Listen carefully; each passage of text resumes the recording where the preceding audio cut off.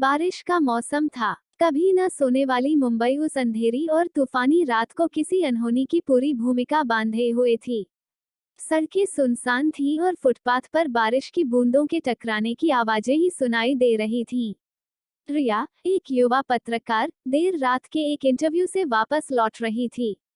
अचानक उसने कुछ लोगों और पुलिस को देखा। उसने पास जाकर देखा, वहां मर्डर हुआ था। पुलिस ने इलाके की घेराबंदी कर दी थी और तमाशबीन लोग आसपास जमा हो गए थे। रिया ने एक पुलिस अधिकारी से संपर्क किया और पूछा और घटना की जानकारी ली। अधिकारी ने उसे बताया कि एक अमीर व्यापारी मिस्टर गुप्ता की उनके ही घर में हत्या कर दी गई है। घर में कोहराम मचा हुआ था और पुलिस अपनी सर्क्यूमस्टेंशियल इन्वेस्टिगेशन को कनक्लूड करने की कोशिश कर रही थी। रिया की जर्नलिस्टिक इंस्टिंक्ट उससे कह रही थी कि यह घटना जितनी सिंपल दिख रही है उतनी है नहीं। उसने इस घटना के तह तक जाने की सोची। उसने मिस्टर गुप्ता के पड़ोसियों और दोस्तों से पूछताछ करनी शुरू की और जल्द ही उन्हें कुछ चौंकाने वाली जानकारी मिली।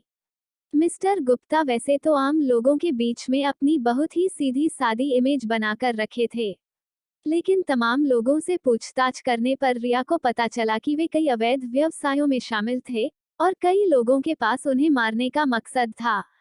रिया ने अपने पोटेंशियल सस्पेक्ट्स को शॉर्टलिस्ट किया और एक प्रतिद्वंद्वी व्यवसायी मिस्टर शर्मा पर फोकस करना शुरू कर दिया। दोनों के बीच वर्षों से व्यापारिक विवाद चल रहा था और मिस्टर शर्मा ने कई बार मिस्टर गुप्ता को सार्वजनिक रूप से धमकी दी थी। रिया जानती थी कि कोई भी आरोप लगाने से पहले उसे और सबूत इकट्ठा करने की जरूरत है, इसलिए उसने गहराई तक जाना उचित समझा। उसने व्यापार जगत के सूत्रों से संपर्क किया और कुछ गोपनीय दस्तावेज हासिल करने में सफल रही। उससे रिया को पता चला कि मिस्टर गुप्ता और मिस्टर शर्मा एक बहुत बड़े सरकारी कॉन्ट्रैक्ट के लिए कॉम्पीट कर रहे थे और मिस्टर गुप्ता ने बिडिंग जीत ली थी।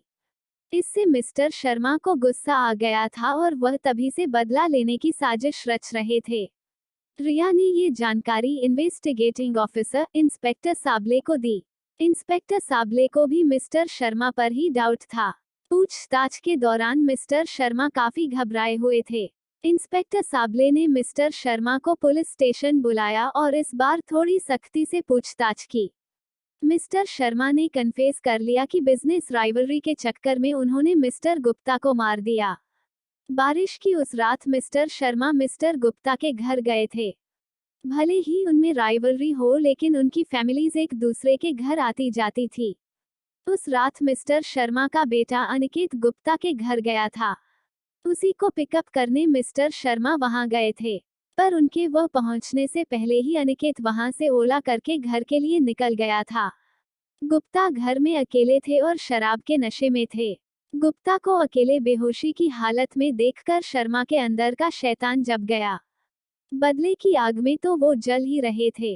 उन्होंने डाइनिंग रूम में रखे फल काटने की छुरी से मिस्टर गुप्ता का गला काट दिया और वहां से भाग गए।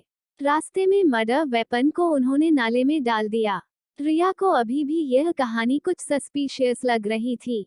मर्डर की रात अनिकेत के मोबाइल से ओला बुक ही नहीं हुआ था, बल्कि मिस्टर शर्मा के मोबाइल से हुआ था। वो फिर क्राइम सीन पर गई। वो सारी चीजों का मुआयना कर रही थी। उसे मर्डर वाली बिल्डिंग के सामने एक भिखारी दिखा। रिया उसके पास गई और उससे पूछी कि वो मर्डर वाली रात वह था क्या। उस भिखारी से पता चला कि उस रात 3 लोग मिस्टर गुप्ता के घर गए थे। रिया अनिकेत और मिस्टर शर्मा के बारे में तो जानती थी। ये तीसरा आदमी जो उन दोनों से पहले आया था उसके बारे में पता करना था। भिखारी ने उसकी उम्र 25-30 के आसपास बताई। रिया अनिकेत के पास गई और उससे उस तीसरे आदमी के बारे में पूछा। पहले तो उसने रिया से बात करने से मना कर दिया। फिर रिया कहा, मुझे पता है तुम्हारे पापा ने मर्डर नहीं किया है, मैं उन्हें बचाना चाहती हूँ। फिर अनिकेत ने बताया, जब वो गुप्ता अंकल के घर पहुंचा तब तक उनका खून हो चुका था। उसके पापा ने अनिकेत को इस मामले से निकलने के लिए इल्जाम अपने सिर ले लिया, लेकिन अनिकेत ने किसी तीसरे आदमी को नहीं देखा था। रिया ने उससे उस दिन की घटना के बारे में फिर से सोचने को कहा, लेकिन उसे कुछ याद नहीं आ रहा था। रिया निराश होकर वह से जाने लगी। तभी अनिकेत ने उसे रोककर बताया कि शायद उसने गुप्ता अंकल के किसी रिलेटिव को गली में देखा था जब वो उनके घर जा रहा था। रिया ने अनिकेत से उसका फेसबुक पर गुप्ता के फ्रेंड लिस्ट से उनके भाई को ढूंढने को कहा। अनिकेत को गुप्ता के फ्रेंड लिस्ट में वो सस्पेक्टेड चेहरा मिल गया। वो गुप्ता का भतीजा था। उसका फोटो देखकर अनिकेत ने कहा, I am sure it was him. Riya ने अनिकेत से वो फोटो अपने फोन पर भेजने को कहा। फिर रिया ने उस भिखारी को वह फोटो दिखाया।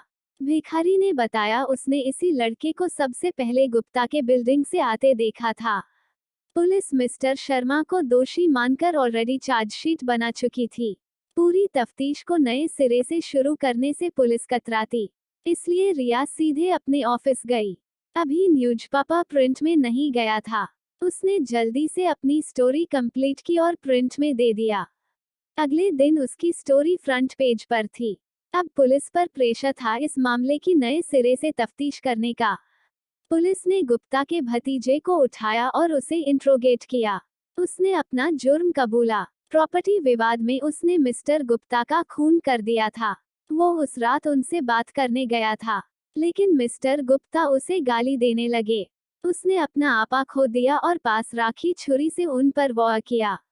आवेश में उसने वार तो कर दिया था, लेकिन अब वो बहुत डर गया था, इसलिए वो वहां से भाग गया। रिया के न्याय के प्रति जुनून और प्रतिबद्धता ने एक निर्दोष को सजा से बचा लिया।